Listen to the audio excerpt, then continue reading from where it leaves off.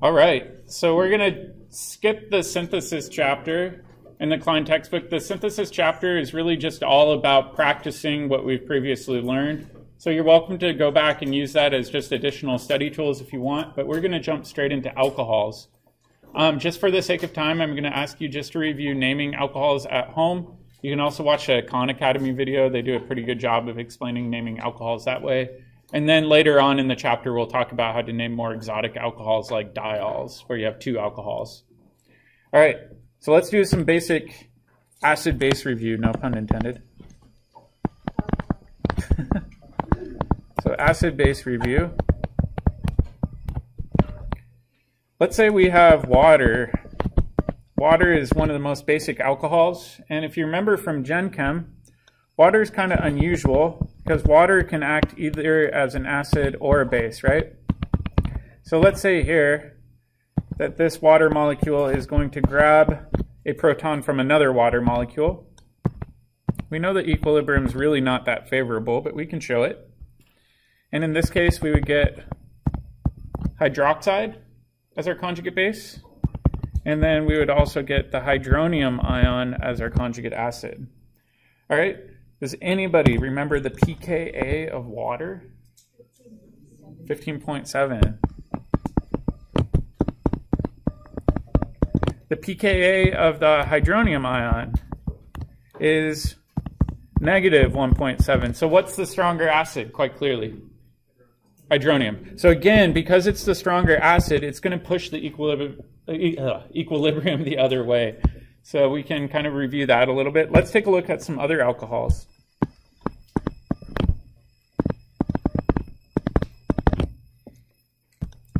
Let's say we've got water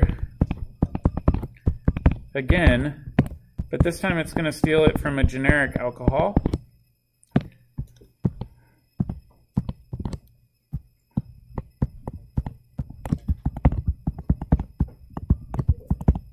And just like we said before, the pKa of a hydronium ion is negative 1.7.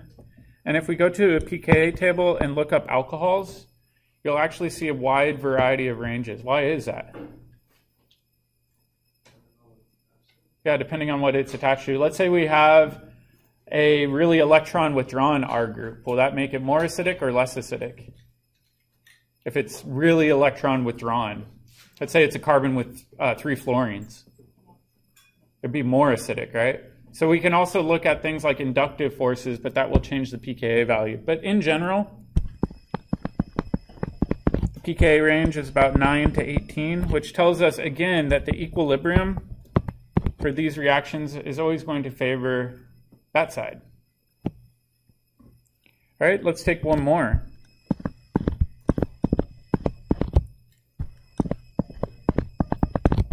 Let's say we have this molecule, which is called phenol.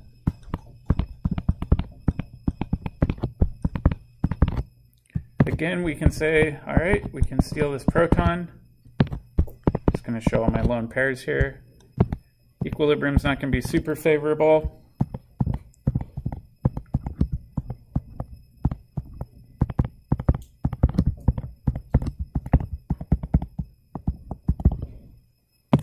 And just like before, we said the pKa of this is negative 1.7. Do you think the pKa of this is going to be higher or lower than 15.7, the pKa of water? Meaning, do you think this is going to be more or less acidic than water? What do you think? Well, let's go back up and look. Remember when we did acid-base chemistry, we really said the things we should be looking at are the conjugate bases. Which of these conjugate bases is more stable?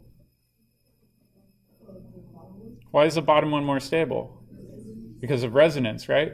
So in this case, this is more stable, which means that phenol, therefore, must be more acidic, which we can actually see in the pKa table. So again, all of these still favor the starting material side, but we can start reviewing some of our acid-base trends. All right, so I did want to review some of the names here. Over here, we've got an alcohol. The conjugate base of an alcohol is called an alkoxide. meaning it's an alkyl group, a carbon-containing group, with an oxygen that has a negative charge. Down here, we've got phenol. What do you think the conjugate base is going to be called? Phenoxide, exactly.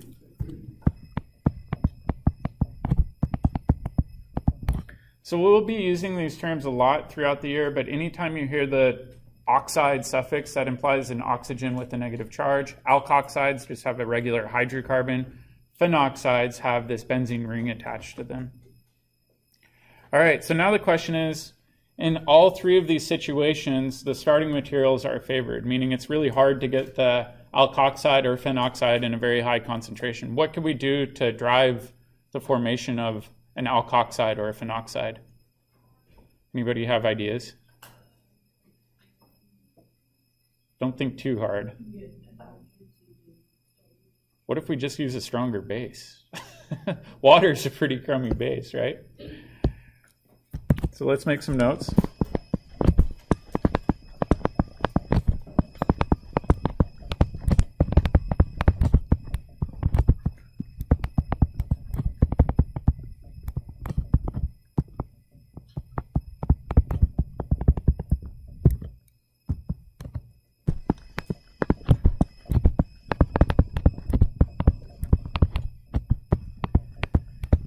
So let's take the case right above where we've got phenol and phenoxide. We've got to create a situation where the conjugate acid has a pKa that is above or below 10. What do you think? Yeah, it must be above 10. So I'll show you the most common one that people use. Is let's say we have this alcohol, and we treat it with sodium hydride. We can go ahead and do this and create our alkoxide.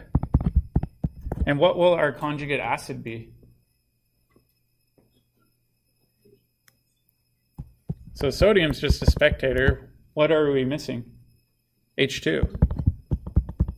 Which hydrogen is just a gas. So over here, this has a pKa, I want to say it's 38 or 42, somewhere around there. So I'm just going to say about 40 versus a pKa over here that we said is going to be between 9 and 18. So now all of a sudden, this is definitely going to shift the equilibrium to the other side. Does that make sense? So why might we use sodium hydride? What's useful about doing this?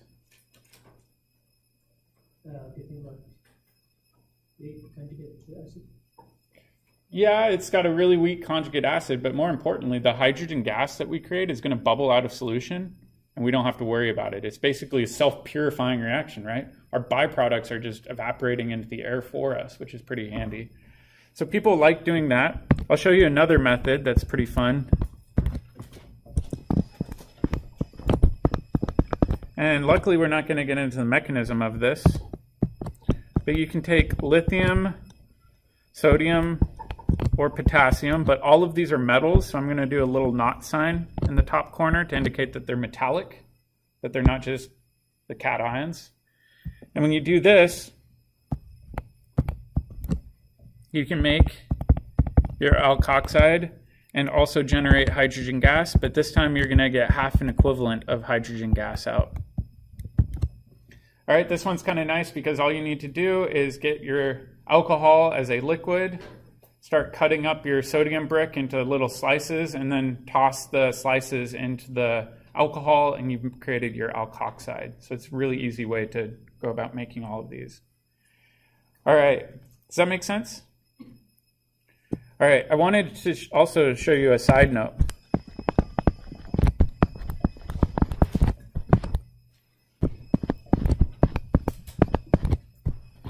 So let's say I have this starting molecule, and I want to make this product. What reagent should I use?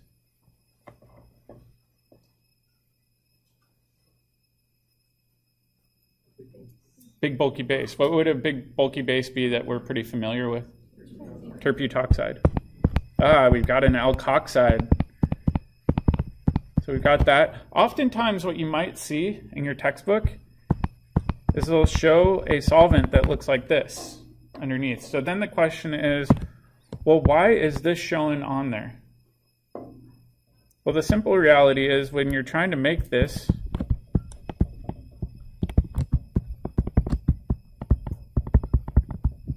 let's even throw in our potassium here. So this is made by mixing potassium metal with tert-butanol. And so the reason that tert-butanol is listed below the arrow is that was your bulk solvent that you used when making the reagent. So oftentimes, why bother trying to purify it if it's not going to harm anything? So this is the main reason oftentimes the solvent is the conjugate acid of your base. Is it's just simplistically a lot easier to work with. Does that make sense? All right. So now let's review even more. Preparation of alcohols. Yep. For the base, Mm-hmm. you don't use the OH minus because the water can be pKa of water can be So the question was, in this example, why don't we use hydroxide, OH minus? Does anybody have an idea why we wouldn't use hydroxide here? Because water is only the properties can be pKa's like 50%. It can be higher. So you're saying maybe it has to do with the difference between the pKa of, or strength of this base versus hydroxide? Like the last one that you showed, like we use the hydro instead of use OH minus. Instead of this base. Yeah, in this case, the reason we're not using hydroxide doesn't have to do with pKa so much as we wanted a big bulky base. Right? If we had a hydroxide as our base, we would actually get a double bond off of one of those sides, meaning the more substituted Zaitsev product. But we also know that we need a strong base, which means it needs to have a negative charge too. Yeah. And the last reagents that we put on is not that one. Like why you don't use hydro? What? OH minus instead of like the H minus. Yeah, so why don't we use sodium hydroxide, OH minus here? Yeah, we want that H2 gas to bubble out of solution. And then if we think about, well, what if we used hydroxide here? Well, our conjugate acid would be water, which we said has a pKa of about 15.7. Depending on the range of pKa's that we're working with here, it's not a good enough base. That's a good question. All right, so let's go to the next part and review some chemistry from last chapter. Or not last chapter, last term. We saw last term that we could convert alkyl halides to alcohols. How can we do that? What reagents do we need?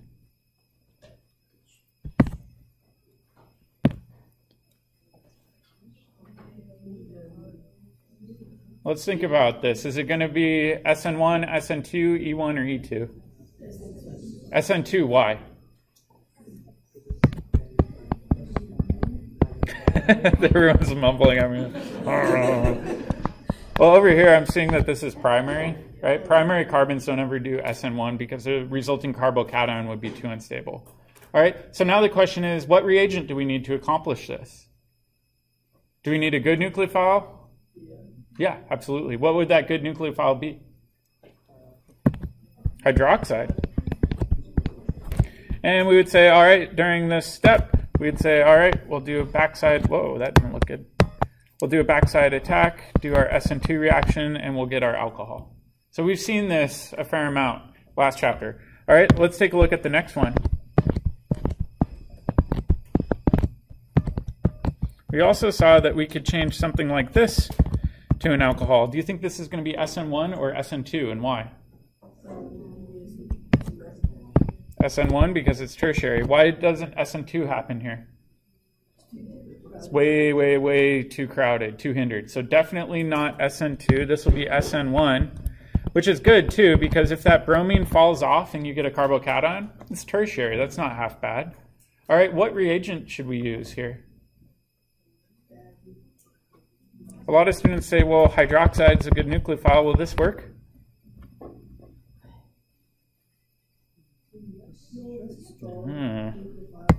I'll show you the problem with hydroxide.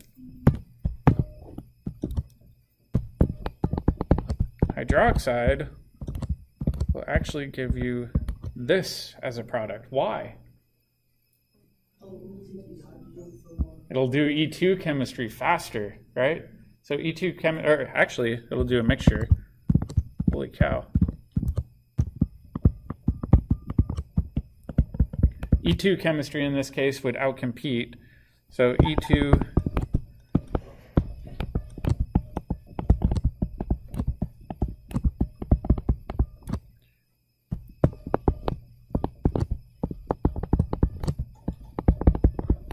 with strong nucleophile / bases. All right, so now the question is, how can we avoid that and get our SN1 product?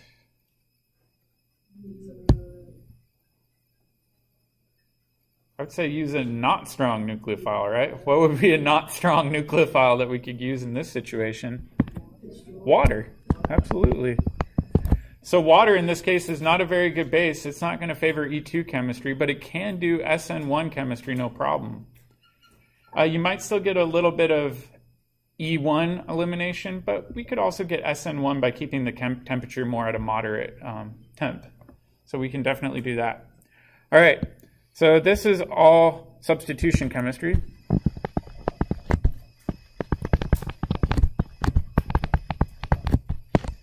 All right, so we can make alcohols pretty easy by doing substitution chemistry. We do have to watch out for that E2 pitfall, though. All right, what's another way we can make alcohols? Does anybody have an idea? Besides SN2? Addition.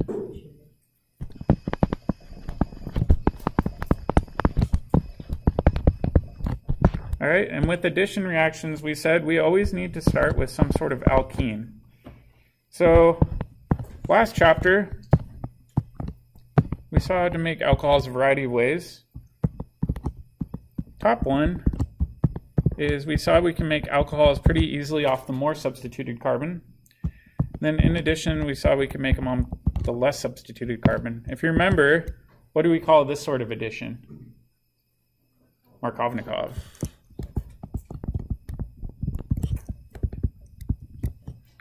All right, and then this one is anti-Markovnikov.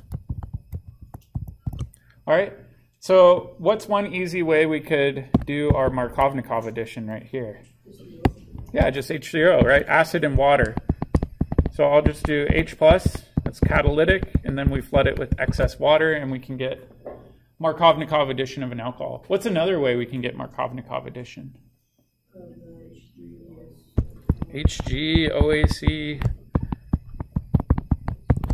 2 and H2O, followed by what?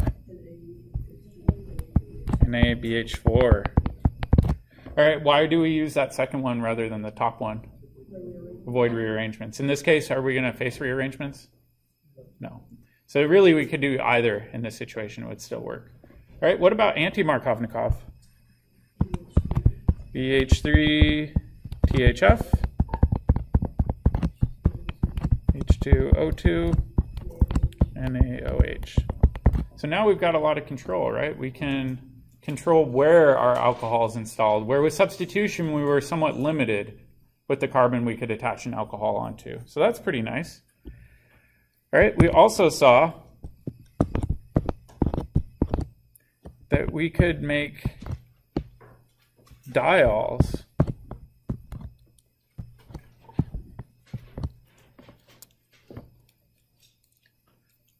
actually, yeah, this will work.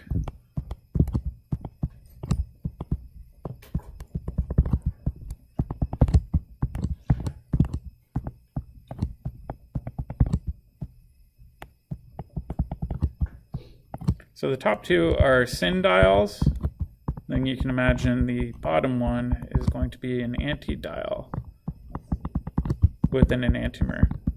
All right, how do we do syn-diols? So syndials, we could do OSO4 followed by NaHSO3 and water. So that's one way. The other one was KMNO4, NaOH, and cold. We have to keep that cold to prevent over-oxidation. All right, what about antidiols? MCPBA? On the exam, I saw some pretty creative misspellings of MCPBA, but I gave you credit because I could tell you were trying. But it is MCPBA, not BCAMBZ or something like that. All right, what's number 2? H2O or acid and water. Let's show it as acid and water. So now we can install diols pretty easily that way. So we've already covered a lot of alcohol chemistry, which is nice. That's already in our toolbox, but we'll learn some more alcohol chemistry a little later into this chapter. But before we do that, we're going to go way back to Gen Chem. All right. We're going to talk about redox chemistry. So we're going to compare these things, reduction and oxidation. What is reduction? It's when it gains electrons. So when an atom gains electrons, that atom is being reduced. Oxidized means that it's losing electrons. All right, so hopefully we all remember that from Gen Chem. If not, I'm going to hunt down your Gen Chem instructors and shake a fist at them. All right, so you can use Leo goes gur or oil rig to remember that. I'm sure you remember those mnemonics from Gen Chem. All right, do you remember talking about oxidation numbers in Gen Chem? Or oxidation states, depending on who your teacher was? All right, it gets a lot trickier with organic chemistry, and depending on who your teacher is, they may or may not have shown you this. All right, so let's take a look. We'll do oxidation state versus formal charge.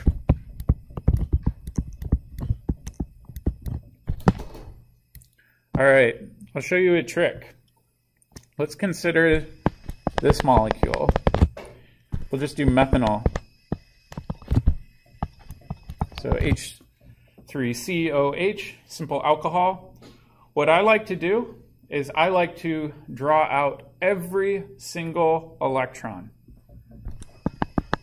So I'd say, all right, in my Lewis structure, I would go ahead and draw it out in its entirety. Does that make sense? Got methanol? All right, now let's go ahead and determine the formal charge on carbon. How do you determine the formal charge on carbon?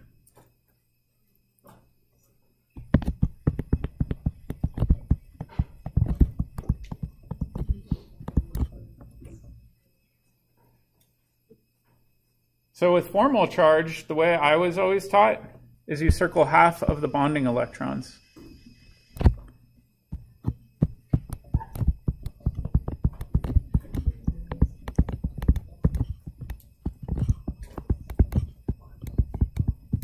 Right?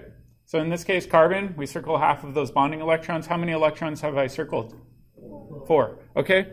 So then what I would say is formal charge equals circled electrons minus our valence.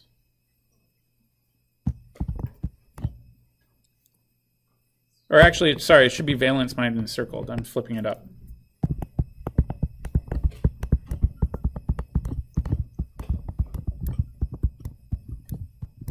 So in this case, what's the normal valence for carbon? 4. So be 4 minus 4. Carbon has a valence of 0, right? So in this case, we'll just do 4 minus 4 equals 0. All right, so that's nice and easy, right? Formal charge we should have down pat at this stage in our chemistry careers. All right, now let's do oxidation state. We'll do that in purple.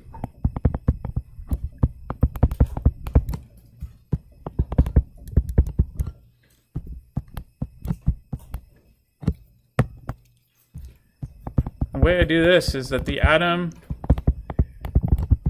that is more electronegative gets all the electrons.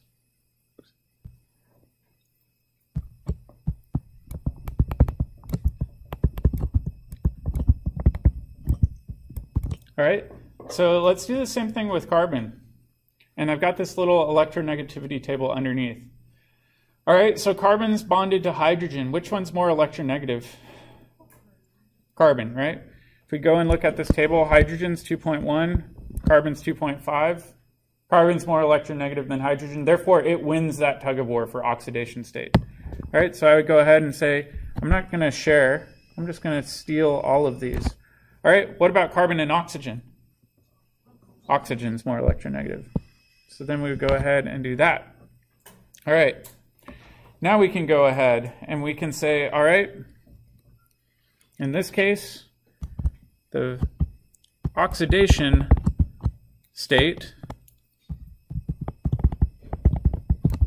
equals valence minus circled. So what would it be here? So we've got 4. How many do we have circled? 6, which tells us this would be an oxidation state of -2, right? So even though the formal charge up here is 0, the oxidation state is -2. We calculate oxidation states differently for organic compounds. I remember in general chemistry, when I was not the greatest student, I would just memorize all of the oxidation states that they showed me in Gen Chem. And then I got to OChem and I was like, wait, but it differs for carbon depending on the circumstance. What the heck is going on? It wasn't until I started doing the circling thing that it made sense. Does that make sense? All right, so let's do a couple of examples and then I'll set you free. Let's consider this example. I'm not even going to draw out the lone pair electron or the individual electrons.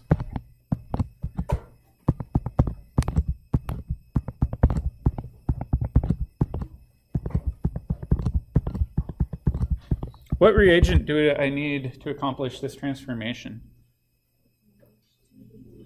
H2 and palladium on carbon, right? All right, so question 1. What is the oxidation state for that carbon? And really we know that the other carbon is going to be the same, right, due to symmetry. And then what's the oxidation state for this carbon?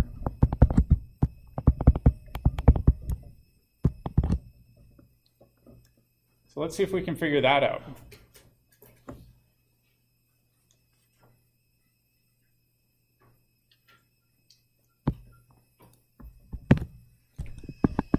And we'll just do the dot thing underneath, just for fun.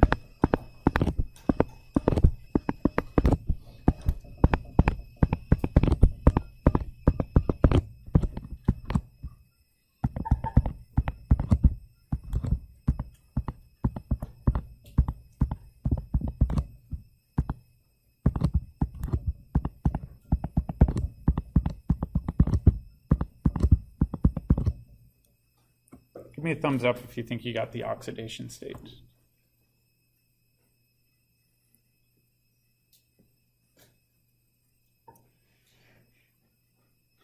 So let's try it again really quick with the circles. What's more electronegative, carbon or hydrogen? Carbon. So over here I'd say, all right, that means this carbon is going to steal those electrons. What about between the carbon and the carbon? It's a tie. So what should we do if there's a tie? Split them in half. Okay, so then we say valence minus circled would be 4 minus 6 would be -2, right? All right, so we found the oxidation state there. Let's do the same thing over here. So valence minus circled would be 4 minus 7 be -3. All right, Did we all get that part? Good. All right, was this an oxidation reaction or a reduction reaction? Why was it a reduction? Because we went more negative, right? In order to get more negative, we had to gain negative charge, meaning electrons. So over here, we could say this carbon was reduced. Oop, let me clean that up.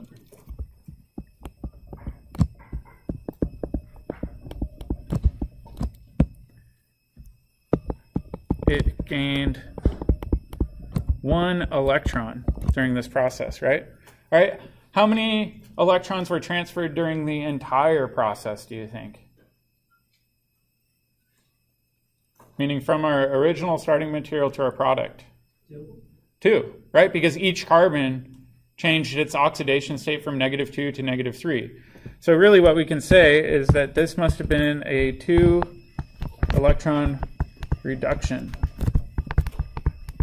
All right, I remember, I think it was a few years ago, a student getting really flustered when we were doing this reaction in the first chapter, where we talked about reduction of alkenes to alkanes. And they're like, why is that a reduction if you're going from 2 bonds to 1 bond, right? They were getting confused with the idea that it's actually related to redox chemistry. So in this case, it's a reduction because of the oxidation state change of that carbon from -2 to -3. It doesn't have to do with the number of double bonds. It just happens to correlate with that, but the oxidation state has to do more with the reduction aspect. Does that make sense? All right, let's just do one last one for fun, because I think this one's interesting. So let's do CO2. CO2 is all over the news, potent greenhouse gas. A lot of it's in our atmosphere that's made by human beings. It's causing problems with climate change. However, there's a cool set of catalysts where you can actually take CO2 and you can convert it to methanol. And methanol could be used as an automotive fuel. So maybe someday we can develop a catalyst that's good enough to start pulling all of the CO2 out of the atmosphere and turn it into a usable hydrocarbon fuel that we could put back into our cars and create a closed cycle of carbon. It'd be hugely beneficial. All right, let's figure out why that's a problem, why it's hard. What's the oxidation state here?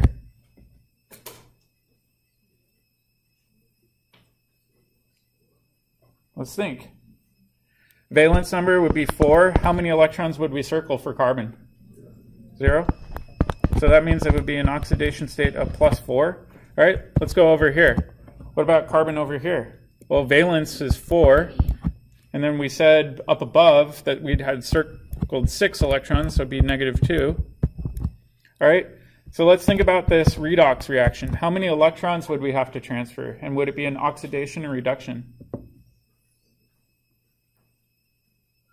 It's going to be 6 electrons. Is it going to be oxidation or reduction? It's going to be reduction. So this is a 6 electron reduction. Doing a reduction that involves the movement of 6 electrons is a feat and a half. It is really, really, really challenging. That's what chemists are trying to figure out how to improve. This is a really hard reduction reaction, but we're getting better and better. It's obviously not at the scale where it's going to be commercially feasible for probably another 50+ years. But a lot of chemists are optimistic that eventually we will figure out how to make this closed cycle where we can start pulling CO2 out of the atmosphere, make methanol, and from that methanol we can make things like plastics or hydrocarbon-based fuels and start to mitigate at least some of the climate change that we're experiencing. So kind of cool process. All right, so that's where I'll kind of stop. Please make sure this week that you check the lab schedule. We have a variety of labs going on this week, so make sure you're preparing for the right lab. Unfortunately, with these days off, it's gotten kind of complicated.